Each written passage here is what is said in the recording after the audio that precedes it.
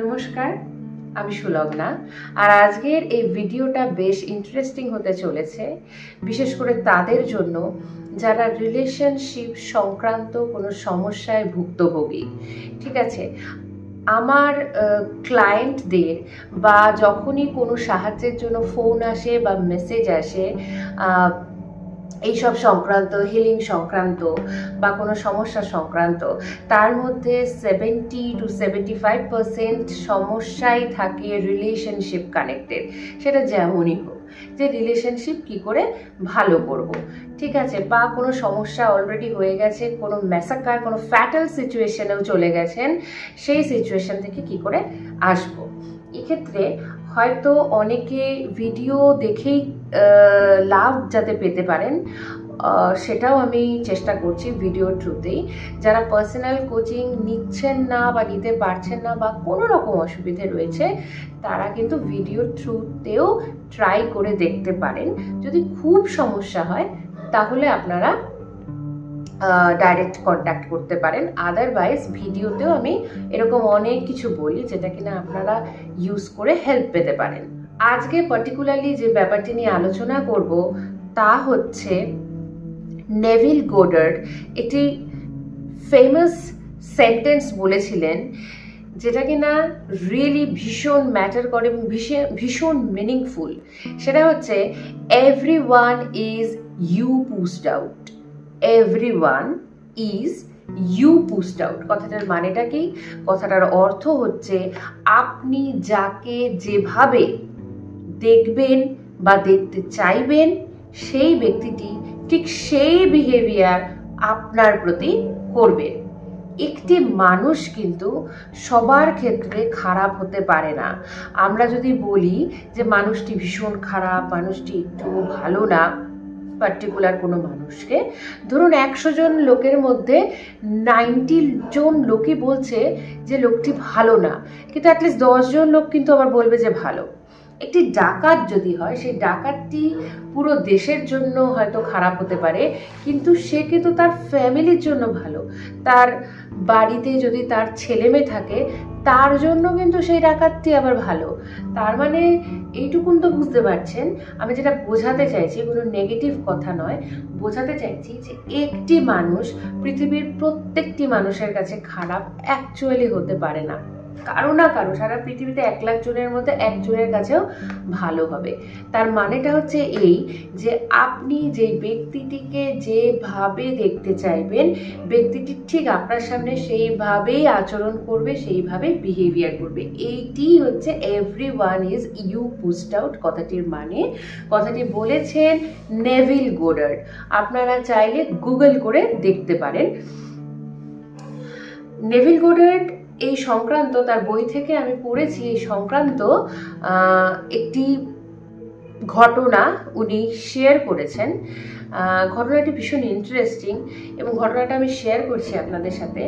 এবং এই everyone is you pushed out কথাটির সঙ্গে ভীষণভাবে কানেক্টেড। সেটা হচ্ছে, যতদূর সম্ভব নেভিল গোডার্ডের কোনো স্টুডেন্ট বা ওনার সেমিনারে অ্যাটেন্ড করা কোনো একটি মেয়ে নেভিল গোডার্ডকে কোয়েশ্চেন করেন যে আমি আমার অফিসের বসের সাথে আমার রিলেশন খুব খারাপ। তিনি সবসময় আমাকে ভীষণভাবে বিরক্ত করেন, কোনো না কোনো সমস্যা তৈরি করেন এবং আমার ওনাকে ভালো লাগে না। এই অফিসের বসের সঙ্গে যদি রিলেশন ভালো না থাকে, তাহলে কিন্তু স্বাভাবিকই কাজ করতেও আপনার ভালো লাগবে না, তাই না? আফটার অল মানে কাজের শেষে যে অ্যাপ্রিসিয়েশনটুকু, সেটি কিন্তু আপনি পাবেন না। তো উনি যখন এই কথাগুলি নেভিল গোডার্ডকে বলেন, তখন নেভিল গোডার্ড বলেন যে চেঞ্জ ইওর ইনার কনভারসেশন। তোমার মনে ইনার কনভারসেশনগুলো তুমি বন্ধ করো। কি করতে বলেছে? বলছে তুমি সর্বক্ষণ বলে যাও আমার বস ভীষণ ভালো, আমাকে ভীষণভাবে উনি সাহায্য করেন, আমি যে সমস্ত কাজ করি তার অ্যাপ্রিসিয়েশন পাই আমি আমার বসের কাছ থেকে, এবং যত ধরনের পজিটিভ কথা বলতে বলেন। এবং ডেফিনেটলি নেগেটিভটাকে বাদ দিতে বলেন। নেগেটিভও বলে যাচ্ছি, পজিটিভও বলে যাচ্ছি, তাতে কিন্তু কোনো কাজ করবে না, ঠিক আছে?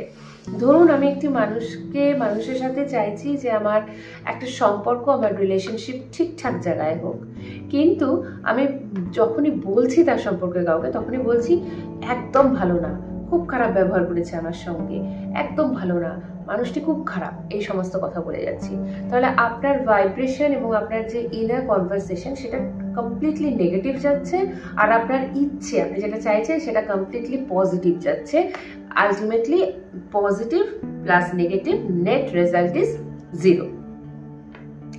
তাই এক্ষেত্রে বলবো আপনাকে প্রথমে নেগেটিভ কনভারসেশনটা পুরোপুরি বন্ধ করে দিতে হবে এবং কন্টিনিউয়াসলি পজিটিভ ইনার টক সেই ব্যক্তিটির জন্য চালিয়ে যেতে হবে যে যাকে আপনি চান একটা সুন্দর সম্পর্ক আপনাদের মধ্যে গড়ে উঠুক।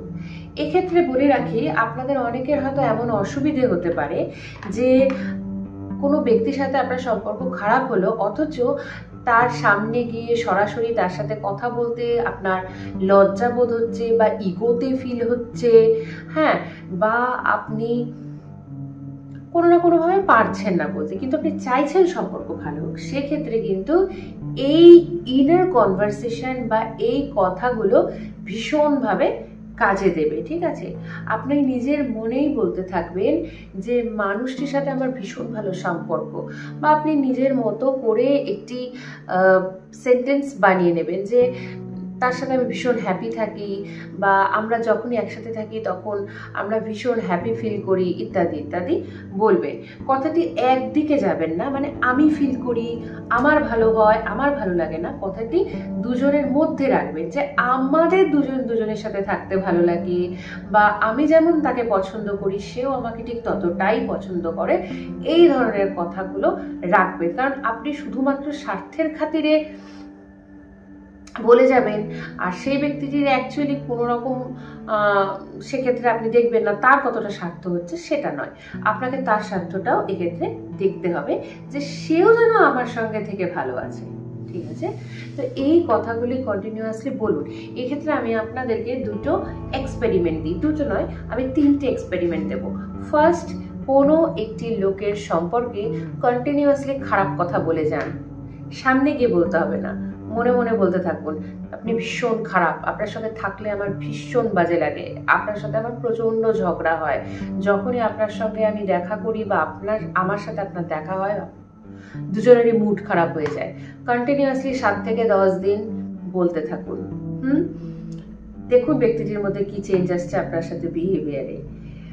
এমন কোনো ব্যক্তিকে বাছবেন যার সঙ্গে আপনি ভালো সম্পর্কে আছেন, ঝগড়াঝাটি সম্পর্ক থাকলে তো বুঝতেই পারবেন না চেঞ্জটা কি হলো। এইবার সেকেন্ড করবেন, কারো সঙ্গে আপনার ঠিক ততটা ভালো টার্মে নেই, সেই ব্যক্তিটি সম্পর্কে কন্টিনিউয়াসলি ইনার কনভারসেশনে বলে যান ভীষণ ভালো তুমি, তোমার সঙ্গে কথা বললে ভীষণ ভালো লাগে, আমরা দুজনে ভীষণ ভীষণ ভীষণ হ্যাপি থাকি দুজনের সাথে যখন আমরা থাকি, একসাথে সময় কাটাই। এইবার সেটা মোটামুটি 7-10 দিন বলুন, চেঞ্জ দেখুন।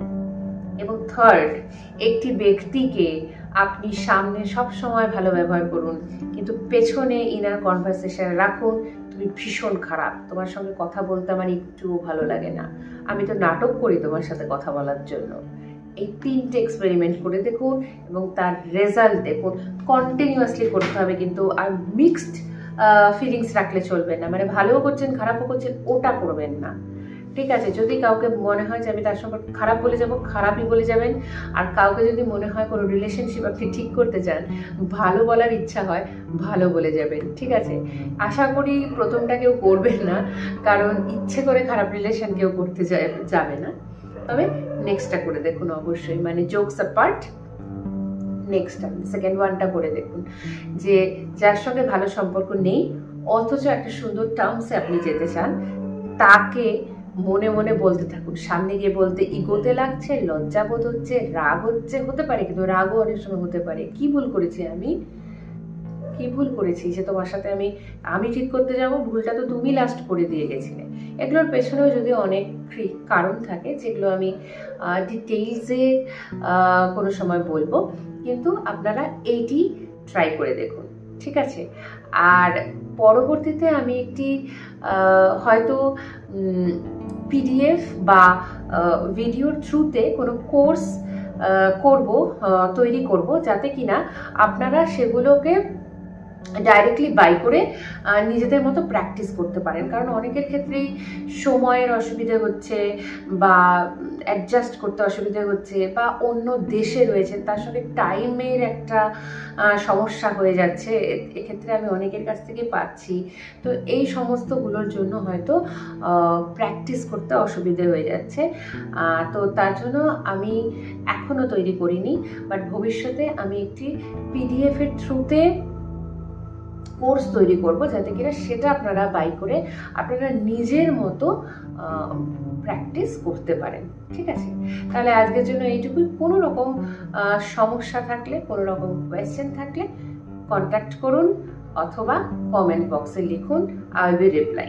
তাহলে আজকের জন্য এইটুকুই। Thank you so much and good by.